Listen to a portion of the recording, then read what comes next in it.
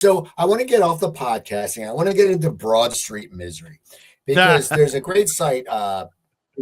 Broad Street Misery is on Facebook. It's got a big following. I occasionally will throw Jimmy a meme I make, and I'll put it. And up. they always do well, by the way. Really good runs. Your memes always do well. Some are not, whatever, but for the most part, they do well. Well, it's funny. The one about someone was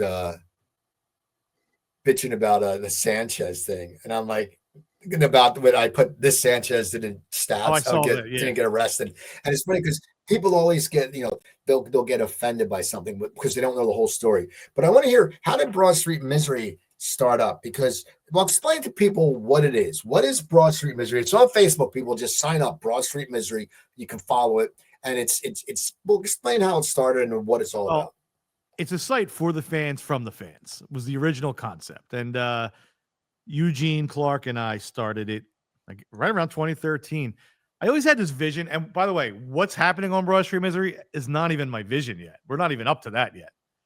So it's just because I'm so busy with everything else. But I used to watch like ESPN, like in 08, 09. I remember like Brett Favre, when he was on every day because he was changing teams or showing his dick to somebody, whatever was going on with Favre. And I remember watching all these debate shows. I'm going, these shows suck. ESPN's terrible. I was like, I would love to have my own Philadelphia type style show. And one of the ideas was to have like an Eagles. My two friends, Jamie Geyer and Amy Geyer, she's a huge Giants fan and he's a huge Eagles fan. I was always like, man, we should have a show with you two just arguing every week. Like throw a camera in front of you two watching the Eagles Giants game or split screen when the Eagles are playing the Cardinals and the Giants. That kind of got my, the hamster wheel rolling in my head. And then once we got to 2013, I said to Eugene, I go, well, let's just start a Facebook page and then we'll grow the audience and then we'll start putting out our content. I had tons of ideas. I still do. And that's how we got there, and then Eugene left in like 2017, 16.